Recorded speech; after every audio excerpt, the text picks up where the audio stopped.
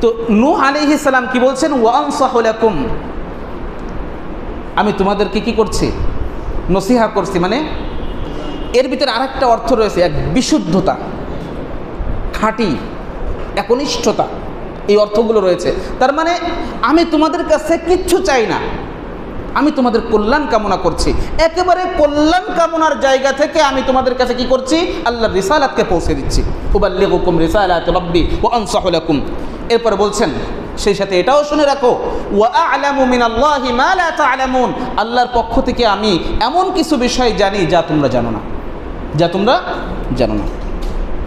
এই দৃশ্যটা একবার কল্পনা করেন যে আপনি তাদের কল্যাণ কামনা করছেন এবং তাদের কল্যাণ কামনায় আপনি আপনার রাত দিন একাকার করে দিচ্ছেন, কিন্তু তারা আপনাকে কি বলতেছে, বিভ্রান্ত, পথভ্রষ্ট। এর বিপরীতে নূহ আলাইহিস সালাম কি বললেন, কোনো কটূক্তি করলেন, কোনো কটুবাক্য উচ্চারণ করলেন, কি বললেন, লাইসা বি দালালা ওয়ালাকিন্নী রাসূলু রাব্বিল আলামিন উবাল্লিগুকুম রিসালাতি রাব্বি, আমি আল্লাহর রিসালাতকে তোমাদের কাছে পৌঁছে দিচ্ছি। একজন দাঈ এখানে খুব ভালো করে এই বিষয়টা তাকে বুঝতে হবে। দাওয়াতের ক্ষেত্রে আমাদের ভাষা, আমাদের শব্দচয়ন, এগুলো যেন সুন্দর হয়, যেখানে যেমন প্রয়োজন সেখানে সেরকম আমাদের ভাষাকে ব্যবহার করতে হবে। তবে এর অর্থ কখনোই এটা নয় যে আপনি সত্যকে গোপন করবেন না, সত্যকে গোপন করা যাবে না। আপনি হেকমান নামে পাশ কাটিয়ে যাবেন না, এর সুযোগ নেই।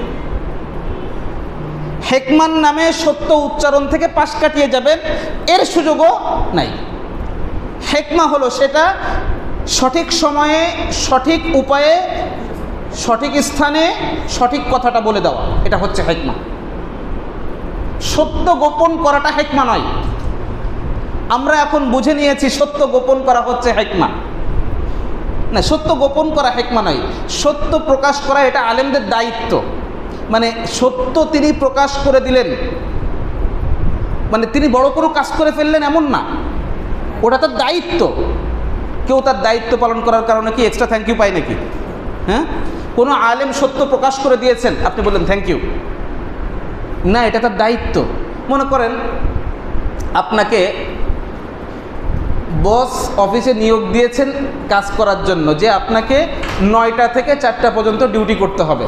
এখন আপনি অফিসে গেলেন, যে তারপরে কি করলেন, আপনার ডিউটি ঠিকমতো করলেন। বিকালবেলা, যাক আবদুল্লাহ সাহেব আপনি আসছিলেন, আপনি আমার প্রতি বড় অনুগ্রহ করেছেন, থ্যাংক ইউ আপনাকে। কি বস এটা বলবেন? কারণ ওটা আপনার কি দায়িত্বের অন্তর্ভুক্ত। হ্যাঁ, আপনি এরপরে 4টা থেকে 5টা পর্যন্ত 1 ঘন্টা এক্সট্রা কাজ করেছেন, দায়িত্বের বাহিরে কাজ করেছেন, যেই কাজটা জমে ছিল, অথবা বসের কোনো নিজস্ব একটা কাজ আপনি করে দিয়েছেন, একটা ফাইলকে গুছিয়ে দিয়েছেন, আপনি এর জন্য এক্সট্রা কি পেতে পারেন, এক্সট্রা থ্যাংক ইউ পেতে পারেন, আপনি আশা করতে পারেন। আলিমদের দায়িত্ব সত্য প্রকাশ করা,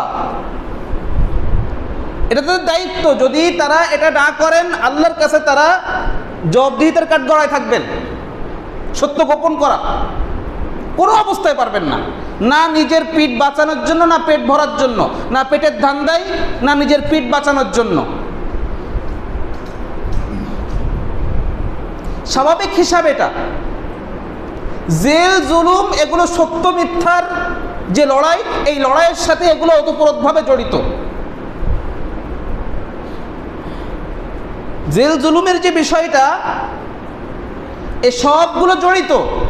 আমাদের যারা সালাফ, আমাদের যারা পূর্বসূরি, প্রত্যেকের সাথে এই বিষয়টা জড়িত আছে, যারা দ্বীনের কাজ করেছেন। আপনারা যে ইমামের অনুসরণের কথা বলেন, অনুসরণ তো করেন না, অনুসরণ তো আমরা করতে পারি না, মানে দাবি করি আর কি, যে ইমাম আবু হানিফা রহিমাহুল্লাহকে, হানাফি মাযহাবে ইমাম আবু হানিফা রহিমাহুল্লাহকে আমরা কি করি, ফলো করি। হানাফি হওয়া অত সহজ না, হানাফি হওয়া অত সহজ না। ইমাম আবু হানিফা রাহিমাহুল্লাহ, তার লাশ বেরিয়েছে জেলখানা থেকে, জেলখানা থেকে তার লাশ বেরিয়েছে কোন কারণে জানেন? তাকে একটা প্রস্তাব দেওয়া হয়েছিল, সরকারের পক্ষ থেকে একটা প্রস্তাব দেওয়া হয়েছিল, সেই প্রস্তাবটা উনি গ্রহণ করেন নাই। এক পর্যায়ে যে তাকে জেলখানায় নেওয়া হয়। সেই প্রস্তাবটা কি ছিল? প্রস্তাবটা ছিল যে আপনাকে রাষ্ট্রের প্রধান বিচারপতির দায়িত্ব নিতে হবে। আমাকে তো জাতীয় মসজিদের খতিবের পদ দিলেই চামচামি শুরু করে দেয়। আরে জাতীয় মসজিদ কি, পাড়ার কোনো ওই দেশে কি যেন কয়টা যেন 560টা নাকি মডেল মসজিদের যদি প্রস্তাব দেওয়া হয়, তাই চামচামি করা শুরু করে দেবো। কার? প্রধানমন্ত্রী না, এলাকার চামচার। এলাকার চামচার জুতো তলা চারটে চারটে ওইটাই সমান করে দেব।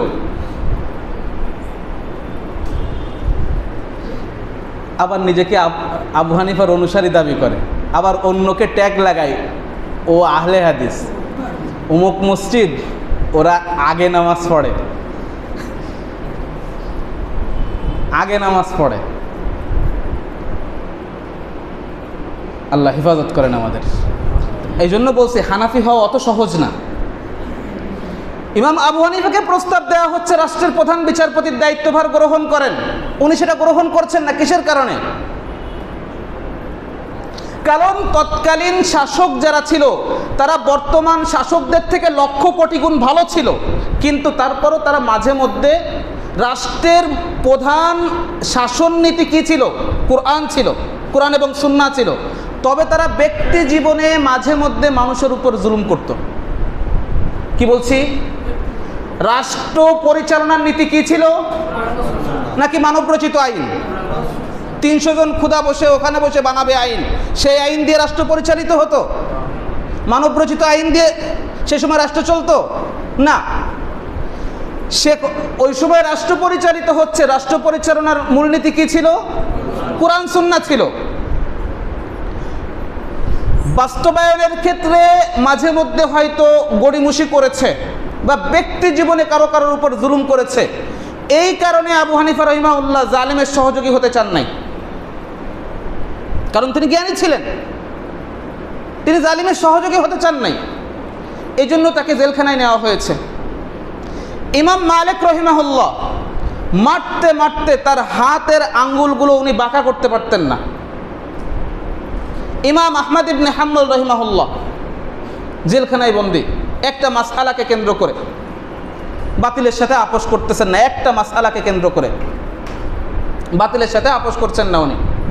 ওনাকে জেলখানায় নেওয়া হয়েছে। দৈনিক ওনার পিঠে 10টা করে চাবুক মারা হতো। শত শত দিন চলে গেছে ওনার উপর দিয়ে, এমন দৈনিক চাবুক মারা হচ্ছে। শাইখুল ইসলাম ইমাম ইবনে তাইমিয়া রাহিমাহুল্লাহ লাশ বেরিয়েছে জেলখানা থেকে। তো আপনি কার কথা বলবেন? আমাদের বড়দের ইতিহাস আপনি পড়ে দেখেন। ওনার ছাত্র ইমাম ইবনুল কাইয়িম রাহিমাহুল্লাহ, ইমাম ইবনুল কাইয়িম রাহিমাহুল্লাহকে ওনার যেদিন মৃত্যু হয় জেলখানায়, উস্তাদের মৃত্যু হয়, সেদিন ছাত্রকে বাতিলরা অপমান করার জন্য গলায় রশি লাগিয়ে এলাকায় ঘুরিয়েছিল। অথচ তার কিতাব পড়ে আমরা এখন কিছু শেখার চেষ্টা করি। তাদের কিতাব পড়ে, এখানে রয়েছে কিছু কিতাব ওনাদের, তাদের কিতাব পড়ে আমরা এখন কিছু শেখার চেষ্টা করি। এ ছিল তাদের অবদান। আমার কথা কি বুঝছেন ভাই? তো স্বাভাবিকভাবে কি বলছি, জেল জুলুম অত্যাচার এই যা কিছু বলেন না কেন, এ সব কিছুই সত্য মিথ্যার যে লড়াই, এই লড়াইয়ের স্বাভাবিক ফল এটা। আর আলেমরা সত্য কথা বলবেন, এটা তাদের দায়িত্ব। এর কারণে তারা থ্যাংক ইউ পাবেন এমন না, এটা তাদের দায়িত্ব। আর দায়িত্ব পালনের কারণে কেউ থ্যাংক ইউ পায় না।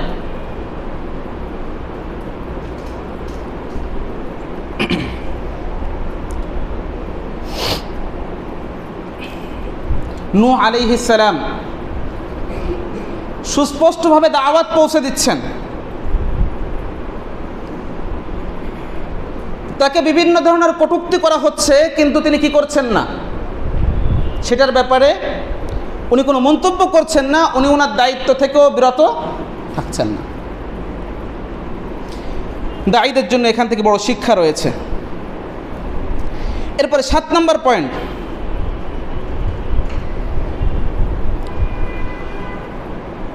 বিদ্রূপ এবং উপহাস করা, এটা দায়ীদের যারা বিরোধী থাকে বা বিপ্লবীদের যারা বিরোধী থাকে এদের কাজ হচ্ছে এটা কি করা?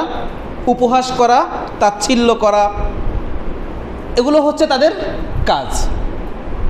দেখেন আল্লাহ তাআলা নূহ আলাইহিস সালামের কাছে তার সম্প্রদায় যখন বারবার বলছে ফাতিনা বিমা তাইদুনা, তুমি যা ওয়াদা করছো নিয়ে আসো, তো ওই যে শাস্তির ভয় দেখাও মাঝে মধ্যে, নিয়ে আসো শাস্তি, দেখি কিসের শাস্তি আনবা তুমি, নিয়ে আসো।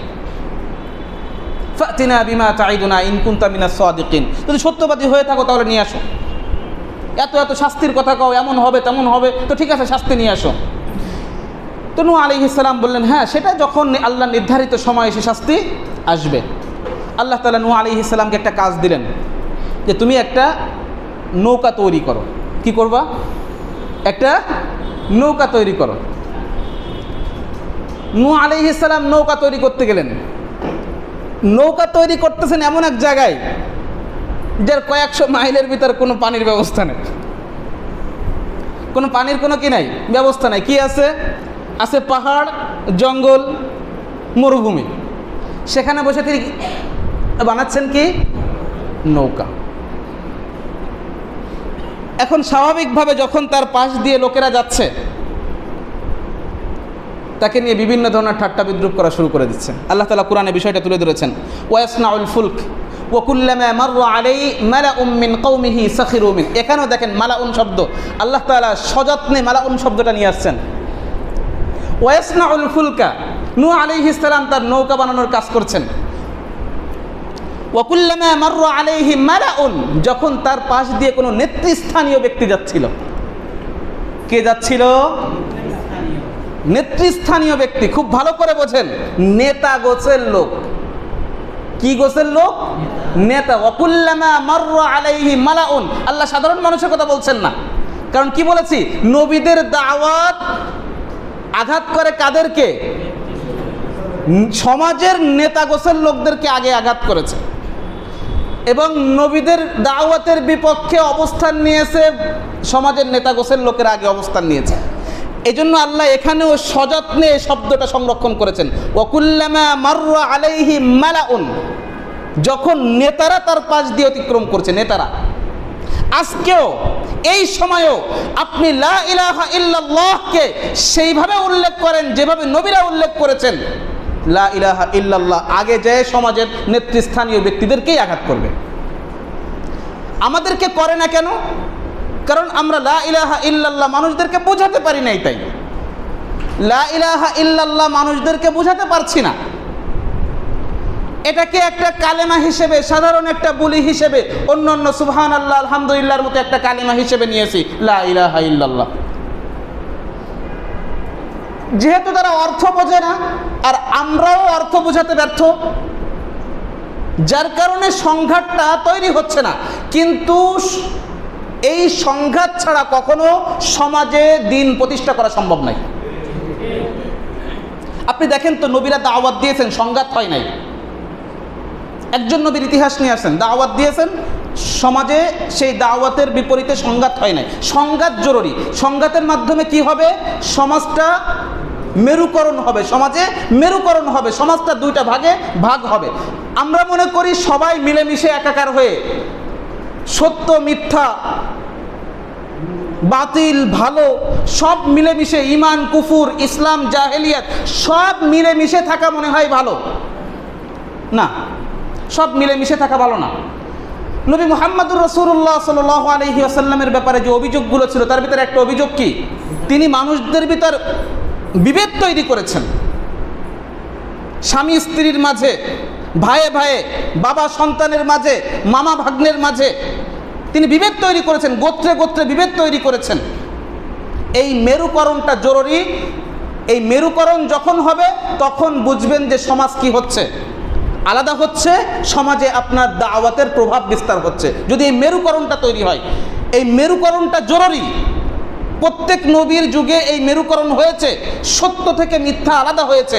মানুষ সত্যকে বুঝে গ্রহণ করেছে, মিথ্যাকে বুঝে শুনে বর্জন করেছে। আর কেউ মিথ্যা গ্রহণ করলে সেটাও যেন সে বুঝে নেয় যেটা মিথ্যা। এই বিষয়টা জরুরি, যার কারণে আমাদের দাওয়াতের ভিতর আমরা যখন দাওয়াত দিচ্ছি, যদিও দাওয়াতের ময়দানে লোক সংখ্যা কম, মাহফিলকে আমি দাওয়াত মনে করি না। মাহফিলকে স্বাভাবিক দাওয়াতের ভাষায় আমি সাধারণত মনে করি না। কিছু মাহফিল রয়েছে দাওয়াতের, কিছু মাহফিল দাওয়াতের রয়েছে, কিন্তু সব মাহফিল দাওয়াতের না। এই জন্য দাওয়াতের এবং দায়ীদের সংখ্যা সমাজে কম। কিন্তু দায়ীদের সংখ্যা সমাজে কম হওয়া সত্ত্বেও দায়ীরা যদি এই বৈশিষ্ট্যগুলোকে ধারণ না করে, তাহলে ওই দাওয়াতও কোনো কাজে আসবে না। মৌলিকভাবে আপনাকে নবীদের দাওয়াতের বৈশিষ্ট্যগুলো বুঝতে হবে, যে নবীরা যখন দাওয়াত দিয়েছেন সেক্ষেত্রে বৈশিষ্ট্যগুলো কি কি ছিল। আমি এটা নিয়ে আগে আলোচনা করেছি যে নবীদের দাওয়াতের বৈশিষ্ট্যগুলো কি ছিল। তার ভিতরে একটা বড় বৈশিষ্ট্য হচ্ছে যে সমাজটা দুইটা ভাগে ভাগ হয়ে যাবে। সমাজটা কি হবে? দুইটা ভাগে ভাগ হবে। একটা হবে ইমানের, একটা হবে কুফরের। ইমান কুফর মিলেমিশে একাকার হবে এমনটা না। যে কুফর গ্রহণ করবে বুঝে শুনে করবে, যে ইমান গ্রহণ করবে সে বুঝে শুনে করবে। এই মেরুকরণটা তৈরি হবে। এটা দাওয়াতের ক্ষেত্রে একটা জরুরি বিষয়। বুঝছেন বিষয়টা?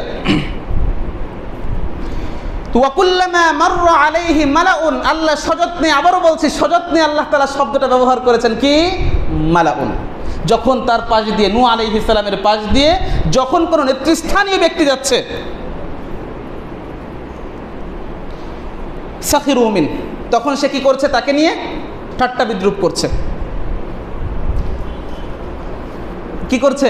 ঠাট্টা। নূহ, নৌকা কি পাহাড়ে চালাবা নাকি এই মরুভূমিতে চালাবা? নূহ আলাইহিস সালামকে যত ধরনের ঠাট্টা বিদ্রুপ করা হোক না কেন, তিনি কি করেছেন? কাজ বন্ধ করে দিয়েছেন। নৌকা তৈরির যে কাজ আল্লাহ তাআলা তার উপর দিয়েছিলেন, এটা কি ছেড়ে দিয়েছেন? এত সহ্য করা যায় না, এত বিদ্রুপ সহ্য করা যায় না। হে আল্লাহ, তুমি মালাইকা পাঠাই দিয়ে একটা ব্যবস্থা করে দাও, আমি আর নিতে পারছি না, বলেছেন? নাকি তিনি তার কাজ চালিয়ে গেছেন? তাহলে আপনার এটা দেখার বিষয় নয় যে আপনার ব্যাপারে কি বলা হচ্ছে, আপনাকে নিয়ে কি মন্তব্য করা হচ্ছে। আপনার এটা দেখার বিষয় যে আপনি যে কাজ করছেন সেই কাজটা শরিয়া অনুযায়ী হচ্ছে কিনা, আল্লাহর নির্দেশ অনুযায়ী হচ্ছে কিনা। যদি আল্লাহর নির্দেশ অনুযায়ী হয় তাহলে কি বলা হলো সেটা দেখার দরকার নেই। এসব মন্তব্য চেঞ্জ হয়ে যাবে, সব মন্তব্য কি হয়ে যাবে? আমি বলছি না, আল্লাহ রাসূল সাল্লাল্লাহু আলাইহি ওয়াসাল্লাম বলছেন যে আপনি যদি আল্লাহকে খুশি করার জন্য দুনিয়ার মানুষকে অখুশি করেন, তো আল্লাহ তাআলা এক পর্যায়ে দুনিয়ার মানুষদেরকেও আপনার প্রতি খুশি করে দিবেন। এটা আল্লাহ দায়িত্ব নিয়েছেন। আর আপনি যদি মানুষের সন্তুষ্টি অর্জনের জন্য আল্লাহকে অখুশি করেন, তো আল্লাহ তো অখুশি হবেনই, আবার এই মানুষগুলোকে আপনার প্রতি একসময় কি করে দিবেন? অখুশি করে দিবেন। এটা স্বাভাবিকভাবে হবে, এটা স্বাভাবিকভাবে হবে। আজকে আলোচনা হচ্ছে কি নিয়ে? বিভিন্ন সময়ে বিভিন্ন ভালো দিক নিয়ে আলোচনা করা হয়। আফগানের অর্থনীতি নিয়ে আলোচনা করা হচ্ছে। কোন আফগান? যেই আফগানকে এই মিডিয়াগুলো বিগত 40 বছর, প্রায় লাস্টের বিশেষ করে 20 বছর সন্ত্রাস ছাড়া উল্লেখ করে নাই, সন্ত্রাস ছাড়া উল্লেখ করে নাই। আজকে তাদের অর্থনৈতিক উন্নতি, যদিও এগুলো কোনো বড় কোনো ব্যাপার না, শরিয়া প্রতিষ্ঠা হলেও অর্থনৈতিক উন্নতি এমনিই হবে সেখানে, এটা স্বাভাবিক ফল। এটা আমি আশ্চর্যের কোনো বিষয় মনে করি না। শরিয়া প্রতিষ্ঠা হলে সেখানে স্বাভাবিকভাবে, যেমন ইন্ডিয়া থেকে কিছু লোক মন্তব্য করেছিল যেদিন ওরা মানে ক্ষমতা বুঝে নিয়েছিল, যখন তালেবানরা ক্ষমতা বুঝে নিয়েছিল আফগানে, তখন ইন্ডিয়ার কিছু অমুসলিম তারা বলল যে বিরিয়ানির দোকানে গোশতের সাইজ বড় হয়ে গেছে। কারণ আপনি একটা টাকা নিচ্ছেন 220 টাকা বা 300 টাকা, আপনার মাংসের সাইজটা কতটুকু হতে হবে এর তো একটা বিষয় আছে। পরের দিন থেকে কি হয়ে গেছে? সাইজ বড় হয়ে গেছে। আর কয়টা ধর্ষণের ঘটনা ঘটেছে? অথচ তাদের এই বিপর্যয় কাটিয়ে ওঠার কয় বছর হলো? 4 বছর সর্বোচ্চ। আমাদের স্বাধীনতার বয়স কত বছর?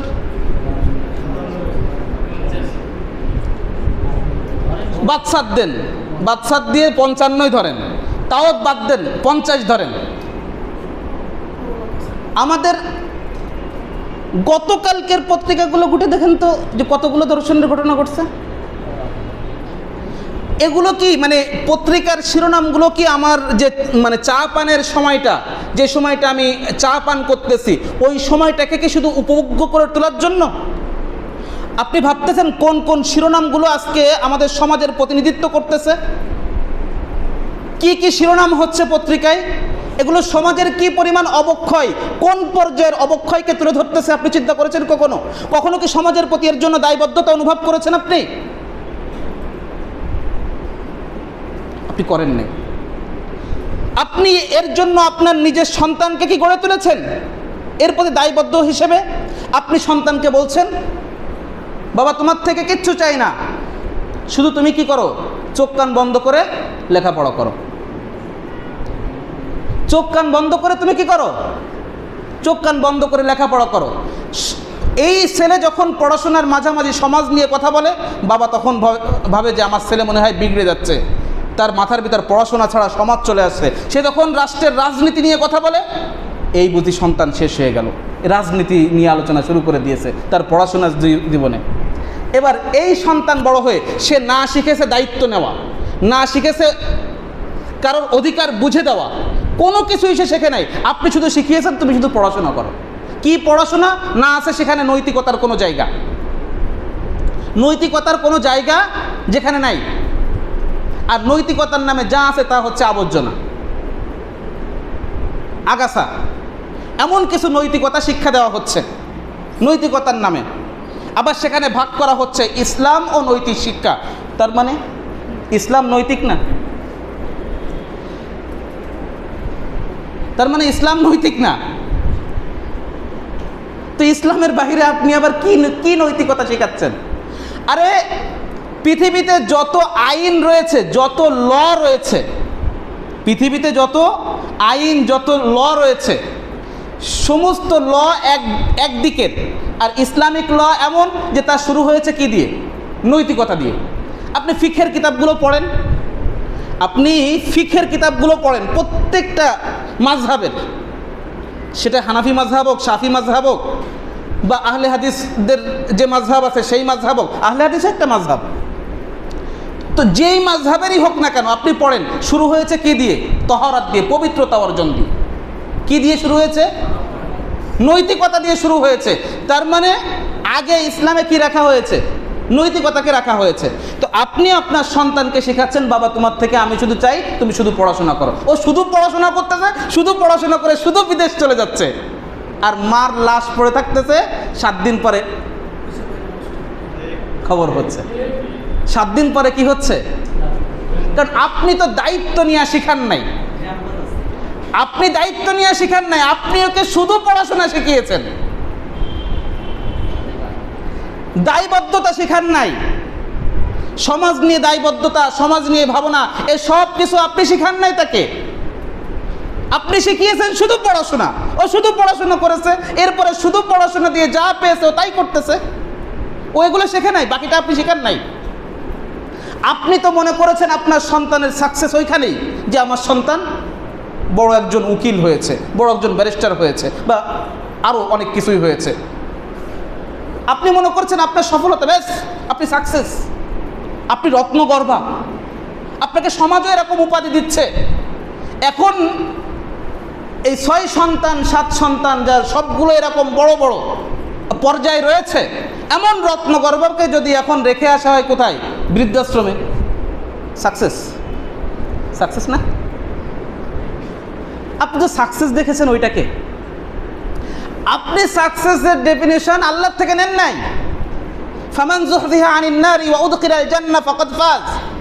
যে নিজেকে জাহান্নাম থেকে বাঁচিয়ে জান্নাতে প্রবেশ করতে পারলো সেই সফল, সেই সাকসেস। এটা সাকসেসের আল্লাহর দেওয়া ডেফিনেশন। আপনি এটা বোঝেন নাই, এটা সন্তানকে বোঝান নাই। আপনি নিজে বুঝেছেন, আর সন্তানকে বুঝিয়েছেন লেখাপড়া করতে হবে, গাড়ি ঘোড়ায় চড়তে হবে। আপনি এটা শিখিয়েছেন, সন্তান ওটাই শিখে নিছে, ওইটাই তার সাকসেস, এর বাহিরে আর কিছু শেখে নাই।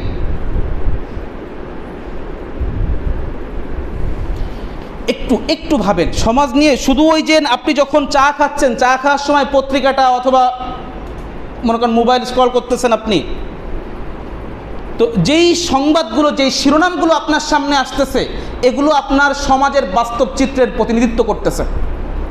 এগুলো শুধুমাত্র চা পানের সময়টাকে আরও উপভোগ্যময় করার জন্য না, যতটুকু যা আসতেছে এটা নিয়ে আপনি ভাবেন, আপনি চিন্তা করেন, সমাজের প্রতি দায়বদ্ধতা অনুভব করেন। আর সমাজের প্রতি যদি আমরা এই দায়বদ্ধতা অনুভব না করি, তাহলে নবীদের শিক্ষা মৌলিকভাবে বুঝতে হবে আমাদের ভিতরে আসেনি। আল্লাহ তাআলা বোঝার তৌফিক দান করেন।